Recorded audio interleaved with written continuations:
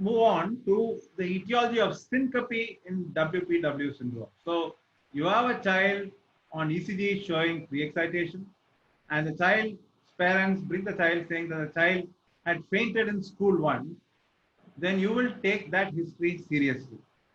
Now, why is syncope a concern in WPW?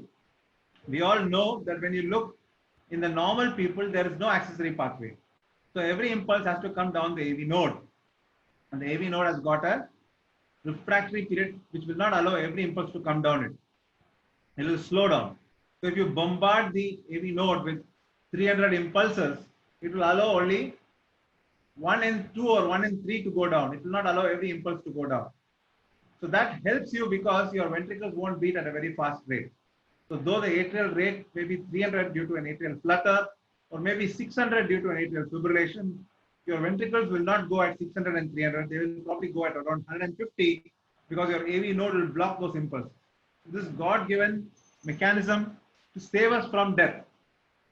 But unfortunately, when somebody has got an accessory pathway, and you remember the accessory pathway can take impulses down, when the atria are going at a very rapid rate, there's a good chance that they will go down this accessory pathway, making the ventricles go at a very rapid rate. So this God-given protection has been bypassed, and which can lead to a lot of trouble. So what actually happens is when you have somebody with that kind of situation, you have impulses sometimes coming down the accessory pathway, sometimes coming down the AV node, but the ventricles are getting activated very rapidly all the time, leading to very rapid ventricular rates. And if your ventricles are going to go at 300 or 600 times a minute, then there's going to be very, very little time for ventricular diastole, no filling, decreased cardiac output, coronary ischemia, ventricular fibrillation, which will ultimately result and lead to death. So this is what you would typically see. This is an ECG showing you QRSs which are having different shades. Some are broad, some are not so broad. That's because some beats are coming down the AV node, some are coming down the accessory pathways, and there's different percentage of activation of the ventricular kingdom by accessory pathway and AV node based on their respective refractory periods, leading to an irregular heart rate with different shades of QRS width. And this is a very, very serious problem because you're having atrial fibrillation with pre-excitation, which can lead to death. So I still remember we had a 15-year-old girl when I was in Canada at that time would come with a WPW with a history of syncope, and we advised her that she needed to have an ablation, but she said no because she had a prom coming up, and prom is one of those parties they have in school when they finish 10th standard. So she wanted to sort of freak out in the party, and she didn't want to have any procedure before that. So she went to the party and she had some pegs of alcohol. 15-year-old in Canada, the culture is different from our country. We have a much better culture.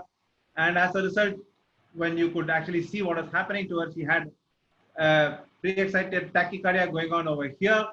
And very soon, even the defib monitor will say, check the patient, because the patient actually died. So that girl never came back to her. She passed away thanks to this tachycardia. So that's the importance of treating WPW with respect in the pediatric population.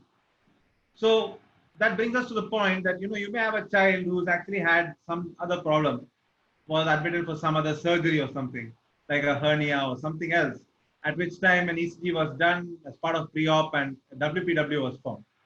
And when you have a WPW in a child, obviously you're wondering what to tell. The child has not complained of palpitation, child has had no symptoms whatsoever. Do you do something about it? Do you take the child for an ablation? Do you give drugs to the child, or do you leave the child alone? So that brings us to the point that these children need to be risk stratified. If the child is a low risk, you will leave the child alone. If the child is a high risk, then you will need to do something about it.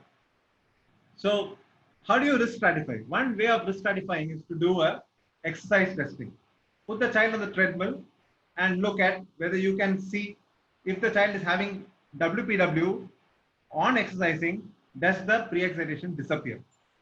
But very important to understand that when the child is exercising on the treadmill, if it's a 5 or 6-year-old child and the child is happy to run the treadmill, the child's catecholamines are going to be building up. So the AV node is going to get slicker and slicker. And remember, your pre-excitation is an ongoing competition between the AV node and the accessory pathway. So if your pre-excitation gradually disappears, it does not mean that you are able to ascertain what the axillary pathway's refractory period is. So when you're looking at a treadmill trace, you can see pre-excitation over here, but here there's an abrupt loss of pre-excitation. If you have an abrupt loss of pre-excitation, then you know that at this rate, the pathway could no longer conduct. And this would give you the refractory period of the axillary pathway. And if your axillary pathway refractory period was less than 240 milliseconds, then you know it's a high risk pathway, and you would have to counsel the family for having the child to take medication or to have an ablation procedure. However, if you notice that the pre-excitation disappeared and the RR interval was very large, like 300 milliseconds or more, then you know it's a low risk pathway. But there are some fallacies, and the fallacies are that, like I said, you should look at an abrupt disappearance of pre-excitation, not a gradual disappearance. And secondly, it's very important for you to understand that left-sided pathways, though capable of anti-gate conduction, may not be very easily seen because the current just takes too long to reach there before it reaches the AV node. So the treadmill is not a foolproof method, though if you have something like this happening, you can be reasonably sure. So what do you do?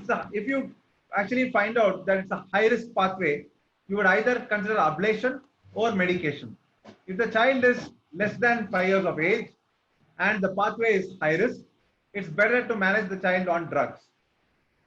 But if the child is more than 5 years of age, then ablation is something which would be strongly recommended for a high risk pathway. Now, what we usually do, and we are, I think, probably the only center in India and one of two centers in Asia that does this, and that is the esophageal EP study. So we do an esophageal EP study in all our children who have accessory pathways to ascertain what the risk of the pathway is. And you obviously don't want to do an invasive procedure if you can avoid it. And this is like putting in a Ryle's tube, and you can see clearly from the cartoon that if somebody were to stab you from the back, the first chamber of the heart they would enter into would be the left atrium. Because the left atrium is very much at the back, and just behind the left atrium comes your esophagus. So you can put in a probe through this, an electrode catheter, and through this you can actually pace the atrium. You can induce atrial fibrillation, or you can do programmed atrial pacing, through which you can ascertain the refractory period of the accessory pathway. And once you ascertain the refractory period of the accessory pathway, you know whether the child has a high risk pathway or a low risk pathway. Because you must understand that all anti-arrhythmic drugs have got side effects, whether it is flecainide or whether it's amiodarone, every drug has got side effects.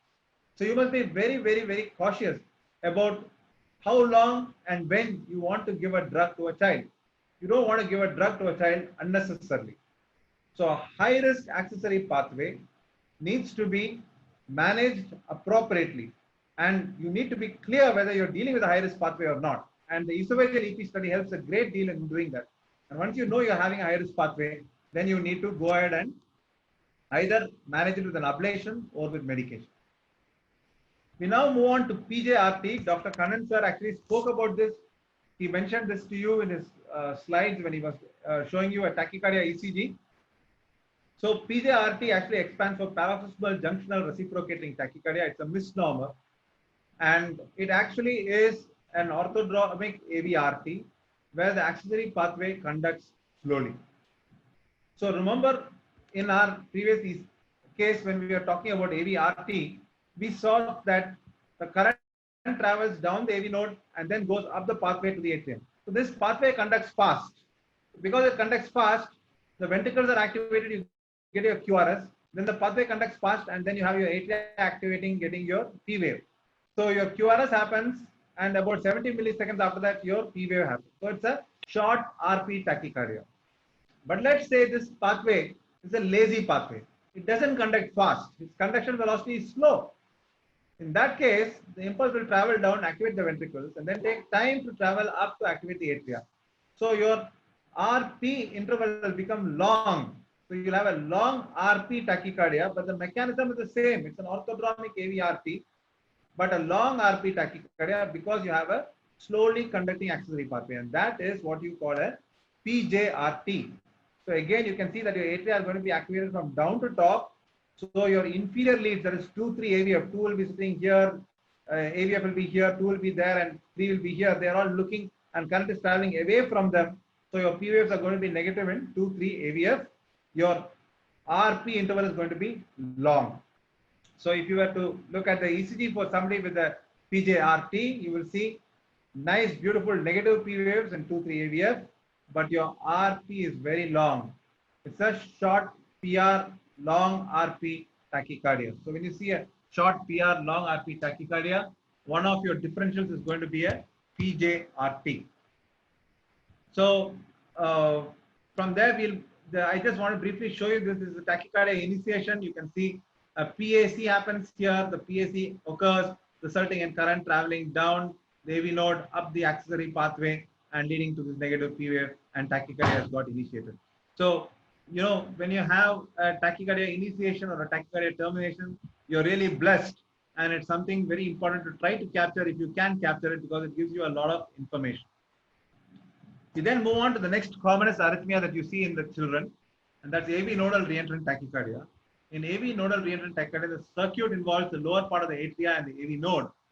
And you often have these children presenting to you with malaise, fluttering, pallor, nausea. You know, small kids, infants, neonates, they're not going to tell you that they're having palpitations. So it's important for you to sort of be able to pick it up. Usually the mother brings the child saying failure to thrive, child has become dull over the last 2 days, not feeding properly, excessive sweating, and then you check the heart rate, you find the heart rate is high, you do an ECG and you find that you've got a tachycardia on your hands. Now, remember I told you AVRT is an arrhythmia that is most commonly seen in younger age groups. As the children get older, the incidence of AVRT reduces and the incidence of AVNRT increases. So if you have a 13 or 14-year-old child, an adolescent kid, presenting to you with an SVT for the first time, the odds that it is going to be an AVNRT is going to be really high. So here's a cartoon where you can clearly see this is your AV node, you have a bundle of His, and you've got 2 ways in which you can enter the AV node. There's a fast way and a slow way. So the story is the same. You have re-entry, you have a PAC that comes, it travels down. It's not able to go down the fast pathway because the fast pathway is refractory. It goes down the slow pathway, resulting in tachycardia. So the initial impulse comes down both pathways, and then when the PAC happens, the PAC is not able to go down one. It's blocked down the fast. It comes down the slow pathway, goes down to activate the His bundle, and then leads to tachycardia. So it goes down the slow pathway, traveling down to activate the His bundle. As it's traveling down to activate the His bundle, it's traveling up to activate the atria. So you must understand that here your ventricles and atria are not in series. In the previous picture that I showed you for AVRT, I told you that the ventricles and the atria are in series. The ventricle had to be activated, then the pathway had to be activated, then the atria had to be activated. So you cannot have atrial activation unless the ventricle and the pathway were activated. Whereas here, the ventricle and the atria are in parallel. It's going down to the bundle of His to activate the ventricle. Same time, it's traveling up the fast pathway to activate the atria. So it's a competition between whether it can go up the fast pathway or go down the bundle of His. Who defeats who? And these are both fast guys, mind you. The His bundle conducts very fast. The fast pathway conducts very fast. So you're having 2 really fast guys. It's like Carl Lewis and Ben Johnson competing with each other. 2 really fast guys competing with each other, running in opposite directions. So if this guy beats that guy, your QRS will happen before your P wave. If that guy beats this guy, the P wave happens before the QRS. Invariably, what happens is both of them time out almost the same time. So you have your P wave and QRS happening at the same time. So you don't see your P wave. Your P wave is buried in your QRS. But if the QRS were to beat the P wave, it will beat the P wave by a small margin, not by a huge margin, which is why we use that golden number of 70 milliseconds. And when I said you have a short RP tachycardia, if the RP is more than 70 milliseconds, you're thinking orthodromic AVRT because the ventricle and the atria are in series.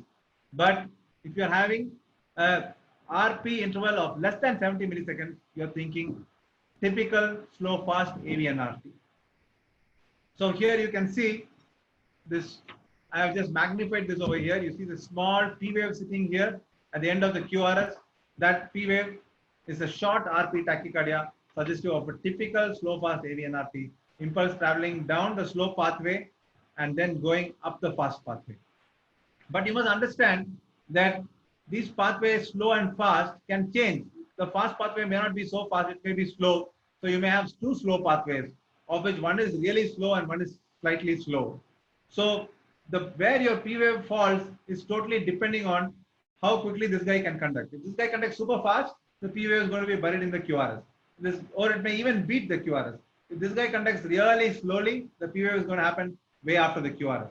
So you can have a wide range, and your P wave can come really far after the QRS, making it a short RP tachycardia, short PR, long RP tachycardia, or you can have a short RP tachycardia. So a typical slow fast AVNRT will be a short RP tachycardia, but an atypical AVNRT, where your fast pathway is not really fast.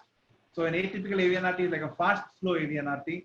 You will have a long RP and a short PR interval. From there, we move on to atrial tachycardias. Atrial tachycardias have this typical warm-up phenomenon. That is, you'll have a few beats going fast, then slows down, again fast, slow, that kind of thing. And atrial tachycardias are usually ectopic atrial tachycardias. You have one focus that's irritable, keeps firing. So you cannot overdrive pace these tachycardias. So atrial tachycardias can be due to re-entry within the atria, or they can be due to automaticity, where you have one focus which automatically fires. So if you have a reentrant atrial tachycardia, you can terminate it by pacing. So again, in the pediatric age group, we don't like to cardiovert children. We would try to terminate arrhythmias without having to cardiovert, because cardioversion can cause damage to the heart. So child presents to you with an arrhythmia in your emergency, you will try to manage it medically. Try carotid sinus massage, try adenosine. If all these things don't help and the child is hemodynamically unstable, that is the only time you will think of cardioversion. So when you are dealing with an atrial arrhythmia and it is due to re-entry, if you did a transesophageal pacing, you can terminate it every time the re-entry happens. But if it was an automatic atrial tachycardia, pacing is not going to help. Atrial tachycardias are quite uncommon in pediatric population, it's less than 10%. But in children who have complex congenital heart disease, the many conditions that Dr. Kannan spoke to you about, like TAPVC or TGA or tricuspid atresia, all these conditions are associated with disease in the atrium, and that leads to atrial arrhythmias taking place.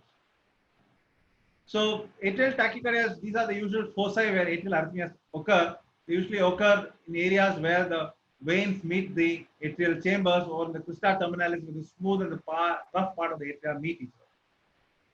So this is an ECG of an atrial tachycardia, and this shows you the clear warm up, warm down phenomenon. Tuck, tuck, tuck, tuck, tuck, it goes fast, then slows down. Slows down again, tuck, tuck, tuck, tuck, tuck, picks up. This typical warm up, warm down that you see is very, very typical of an ectopic atrial tachycardia focus. The other thing is, I told you, when you get an ECG and you actually have the termination of the ECG tachycardia, that gives you valuable information. So if you have a tachycardia that terminates with the P wave, it is not an atrial tachycardia. When an atrial tachycardia terminates, it will terminate with the QRS, because you have this focus that's firing, and when the focus keeps firing very rapidly, every single beat travels down the AV node to give you a QRS. So when the focus stops firing, the last beat will go down to give you a QRS. So your last beat that you will see activation will be the ventricular activation. You cannot have an atrial activation being the last event in an atrial tachycardia. For that to happen, your atrial tachycardia has decided to stop firing, and at the same time, the AV node decided to stop conducting. And it is really absurd as to why these two should sort of play ball with each other. Why should the atrial focus decide to stop firing and the AV node decide to stop conducting at the same time? There's no reason why they should do that. They're not like, having some secret allegiance with each other. So if you see a tachycardia ending with a P wave, it is not an atrial tachycardia. It rules out an atrial tachycardia. We then move on to atrial flutter. Atrial flutter, again, like I said, is usually seen in the post-op setting. So you have infants born with tricuspid atresia, TGA, TAPVC, TOF. They all have surgeries. Surgeries lead to scars. All these babies will have surgeries where their people are cutting into their atria to operate. So a scar is formed, and where the scar forms, you have re-entry happening around the scar, and that leads to flutters. So atrial flutters are not AV node dependent. So you give adenosine, the tachycardia will still continue. So you look at an ECG like this, you must sort of look at it very carefully, and you will realize that there are a lot of P waves running through. And so it's basically an atrial flutter. So when you have an atrial flutter, again, the treatment If you have the facility to do esophageal pacing, then you can pace terminate the flutter transesophagally, and then you will have to plan further treatment either with medications or with ablation. Dr. Lawrence will speak to you about these things in future, so I don't want to sort of go into that. So this is a typical clockwise flutter where the circuit is going around in the tricuspid, cavo-tricuspid isthmus, going around the tricuspid annulus and leading to atrial flutter. Every now and then the impulse knocks on the AV node and activates the ventricle. But because there is no accessory pathway, this person's ventricles will not go very fast because the AV node will allow only 1 in 3 or 4 of those impulses to come down. Now, just briefly, I thought I'll mention about ventricular tachycardia to you for completion purposes. Ventricular tachycardia is something you don't usually see in children. And if you saw ventricular tachycardia in children, in kids who have structurally normal heart, you're always thinking of idiopathic VTs. So fascicular VT is something that's common, particularly young boys. Typical story is like a 8 or 10-year-old boy having a birthday party, running around with his friends, and then develops tachycardia. So that's the typical presentation of a fascicular VT.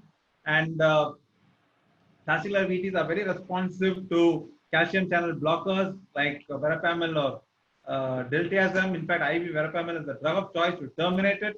Unfortunately, IV verapamil is not available in India. India manufactures IV verapamil and sells it to foreign countries.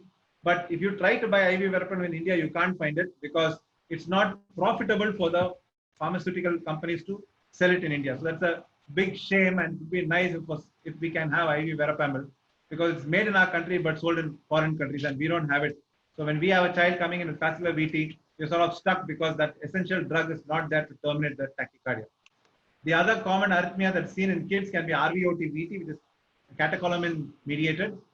In kids, when you have VT, you're also thinking of other things like long QT syndrome, CPVT, digoxin. Taking a history is extremely important, very, very important to take a good history from kids. I had this 15-year-old girl who came to me, and when I asked her, so has anybody died in the family? She said, no. And then I asked her repeatedly, did you have any brothers, any sisters? And then she said, Anna, and that Anna had died, meaning that she had a brother earlier who had died. And then when you ask how the brother died, she said that he died because of snake bite. And then you ask what snake bit him? She says, I don't know what snake bit him because she's not seen the snake. Apparently, he was running around and playing in the ground, and he was found suddenly to have died. And the friend said that a snake must have bitten him. But there was no snake. And this child actually had CPVT. So the brother who died also probably died of CPVT, which is an exercise-induced ventricular tachycardia. So when you have ventricular tachycardia in children, you're always thinking, you must think of other possibilities like long QT and CPVT. Rarely you can have malignancies in the heart which can cause tachycardia, and that you will pick up on an echo. I'm not going to management in depth, but I'm going to highlight a few points. Dr. Lawrence will deal with the management. So I'll just cover up with 2-3 points and then finish my talk. Like I told you, you don't like to cardio children unless they're hemodynamically unstable. So you will not jump into cardioversion. And the other thing is vagal maneuvers. Now, when you are giving a vagal maneuver to terminate a tachycardia, you need to be rough about it, because the whole idea is that you're going to catch the child by surprise to terminate the tachycardia.